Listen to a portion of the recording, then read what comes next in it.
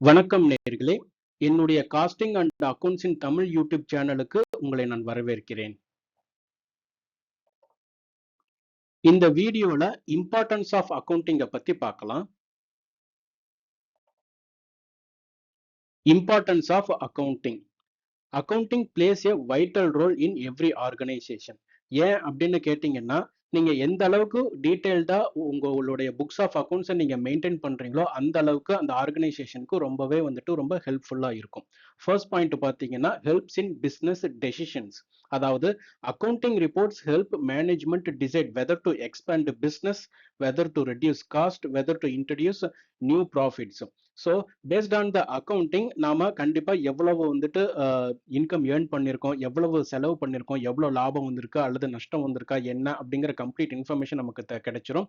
அதே சமயம் ஃபினான்ஷியல் பொசிஷனும் நமக்கு கிடைச்சிரும். பேஸ்ட் ஆன் தட் அவங்க டெசிஷன் எடுக்கலாம் வெதர் நம்ம பிசினஸ் ஃபர்தரா எக்ஸ்பேண்ட் பண்ணலாமா அல்லது செலவு குறைக்க வேண்டியது ஏதாவது இருக்கா, அதாவது அவசியம் இல்லாத செலவுகள் ஏதாவது இருக்குதுன்னா அதை குறைக்கலாமா அல்லது ஒரு புதுசா ஒரு நியூ ப்ராடக்டை லான்ச் பண்ணலாமா அப்படிங்கிற ஒரு டெசிஷன் மேனேஜ்மெண்டால எடுக்க முடியும்.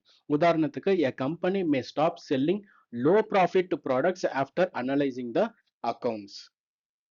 ரெண்டாவது பாயிண்ட் பாத்தீங்கன்னா ஹெல்ப்ஸ் இன் அப்டைனிங் லோன்ஸ். இப்போ பேங்க் கிட்ட நாம அப்ரோச் பண்றோம், இந்த மாதிரி நாங்க ஒரு ப்ராஜெக்ட் ஒன்று பண்ண போறோம், எங்களுக்கு லோன் வேணும் அப்படிங்கும் பொழுது கண்டிப்பா பேங்க்ஸுக்கு ஒரு பேஸ் ரெக்கார்ட் தேவை. என்னென்ன டாக்குமெண்ட்ஸ்லாம் கேட்பாங்கன்னா profit and loss account, balance sheet, cash flow statement.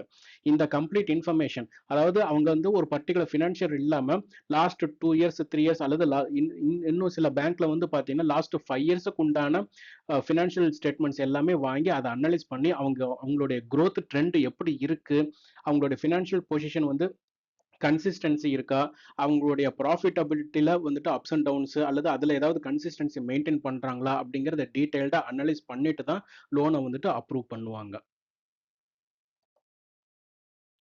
Third point helps in tax calculation. So based on the accounting records of what we have maintained, நாம எவ்வளவு tax பே பண்ண வேண்டியது இருக்கு, income tax, GST, tax deducted at source, இதெல்லாம் நம்ம எவ்வளவு பே பண்ண வேண்டியது இருக்கு அப்படிங்கறத நம்ம டிட்டர்மைன் பண்ண முடியும். Fourth point prevents fraud and errors. இப்போ நீங்க புக்ஸ் ஆஃப் அக்கௌண்ட்ஸை நீங்க மெயின்டைன் பண்ணல அப்படிங்கும் பொழுது உங்களுக்கு என்ன என்ன மாதிரியான டிரான்சாக்ஷன் நடந்திருக்கு, அந்த டிரான்சாக்ஷன் முதல்ல எதுக்கு நடந்திருக்கு, ஓகேங்களா? ஸோ உங்ககிட்ட எவ்வளவு அசெட் இருக்கு, உங்களுடைய லயபிலிட்டி என்ன, நீங்க யாருக்கு எவ்வளவு பணம் கொடுக்கணும், மற்றவங்க கிட்ட இருந்து எவ்வளவு பணம் வர வேண்டியது இருக்கு அப்படிங்கிற எந்த ஒரு இன்ஃபர்மேஷன்ஸும் உங்களால எடுக்கவே முடியாது. ஸோ இதனால உங்க பிசினஸ்ல நிறைய எரர்ஸ் அல்லது ஃப்ராட் நடக்கிறதுக்கு உண்டான வாய்ப்புகள் இருக்கு. ஸோ அதனால ப்ராப்பர் அக்கௌண்டிங் நீங்க மெயின்டைன் பண்ணிட்டீங்கன்னா நீங்க என்னென்ன மிஸ்டேக்ஸ் எல்லாம் இருக்கு அப்படிங்கறத ஐடென்டிஃபை பண்ணலாம், ஃப்ராடை எலிமினேட் பண்ண முடியும், இன்டர்னல் கண்ட்ரோல் இம்ப்ரூவ் பண்ண முடியும். Fifth point measures business performance.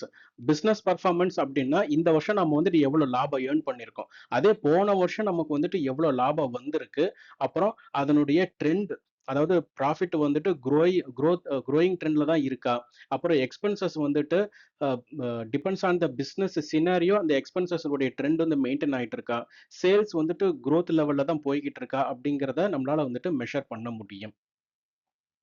Helps investors. இப்போ நீங்க கம்ப்ளீட் புக்ஸ் ஆஃப் அக்கவுண்ட்ஸ் நீங்க மெயின்டைன் பண்ணும் பொழுது உங்ககிட்ட ஒரு அக்யூரேட் ஃபினான்ஷியல் ஸ்டேட்மெண்ட்ஸ் உங்களால ப்ரிப்பேர் பண்ண முடியும். Based on that financial statements investors can take a decision, அதை அந்த கம்பெனில இன்வெஸ்ட்மெண்ட் பண்ணலாமா, அவங்களுடைய ட்ரெண்ட் இப்படிதான் இருக்கு. ஸோ அதை பேஸ் பண்ணி இன்வெஸ்டர்ஸ் டெசிஷன் எடுக்கலாம், ஃபர்தரா இன்வெஸ்ட்மெண்ட் பண்ணலாமா என்ன அப்படிங்கிறத அவங்க டிசைட் பண்ண முடியும். Example, an investor may invest only if the company shows continuous profit growth. Seventh point helps in budgeting.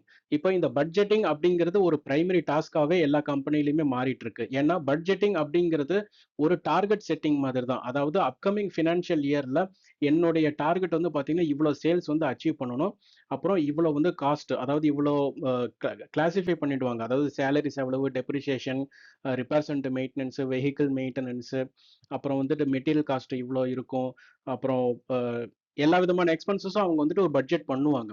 So அந்த பட்ஜெட்டை அவங்க ஒரு யார்ட் ஸ்டிக்கா வச்சுப்பாங்க. அந்த பட்ஜெட்டுக்குள்ளதான் அவங்க ஆப்ரேட் பண்ணணும் அப்படிங்கிற ஒரு டார்கெட்டை செட் பண்ணியிருப்பாங்க.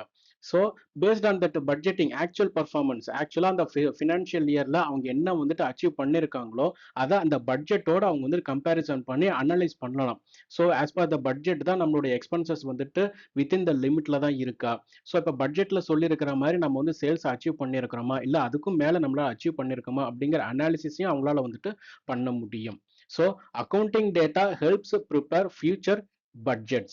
Example, estimating next year's salary and rent expenses. Conclusion பார்த்தீங்கன்னா, accounting is the backbone of every business. From a small tea shop to multinational companies, accounting helps in recording transactions, measuring profit, controlling expenses, making decisions, ensuring business growth. So நீங்க வந்து நீங்க run பண்ற business வந்து ஒரு சின்ன கடையா இருந்தாலும் சரி, அது பெரிய லெவல் ஒரு மல்டிநேஷனல் கம்பெனியா இருந்தாலும் சரி, உங்ககிட்ட ஒரு ப்ராப்பர் புக்ஸ் ஆஃப் அக்கௌண்ட்ஸ் இல்லை அப்படின்னா நீங்க என்ன டிரான்சாக்ஷன் பண்ணீங்க அப்படிங்கிறத யாராலையுமே ட்ராக் பண்ணவே முடியாது. ஸோ உங்க பிஸ்னஸ்ல வந்துட்டு லாபம் வந்திருக்கா, நஷ்டம் வந்திருக்கா, உங்களுக்கு வந்து எவ்வளோ லோன்ஸ் இருக்கு, எவ்வளோ அசெட் இருக்கு அப்படிங்கிற எந்த ஒரு இன்ஃபர்மேஷன்ஸும் உங்களால் வந்துட்டு ட்ராக் பண்ண முடியாது. ஸோ அதனால தான் அக்கௌண்டிங் அப்படிங்கிறது ஒரு பிஸ்னஸ்னுடைய பேக் போன் அப்படின்னு சொல்றாங்க. இந்த வீடியோவில் இம்பார்ட்டன்ஸ் ஆஃப் அக்கௌண்டிங்கை பற்றி நம்ம கொஞ்சம் டீட்டெயில்டாகவே பார்த்தோம். ஸோ உங்களுக்கு வந்து ஒரு பேசிக் அண்டர்ஸ்டாண்டிங் கிடைச்சிருக்கும்னு நான் நம்புகிறேன். நீங்கள் இன்னும் என்னோட யூடியூப் சேனலை வந்துட்டு சப்ஸ்கிரைப் பண்ணலைன்னா சப்ஸ்கிரைப் பண்ணுங்கள். உங்கள் ஃப்ரெண்ட்ஸ் அண்ட் கலீக்ஸுக்கு இந்த யூடியூப் லிங்கை ஷேர் பண்ணி சப்போர்ட் பண்ணுங்கள். இந்த வீடியோ பிடிச்சிருந்துன்னா கமெண்ட் பண்ணுங்கள், லைக் பண்ணுங்கள். தேங்க்யூ.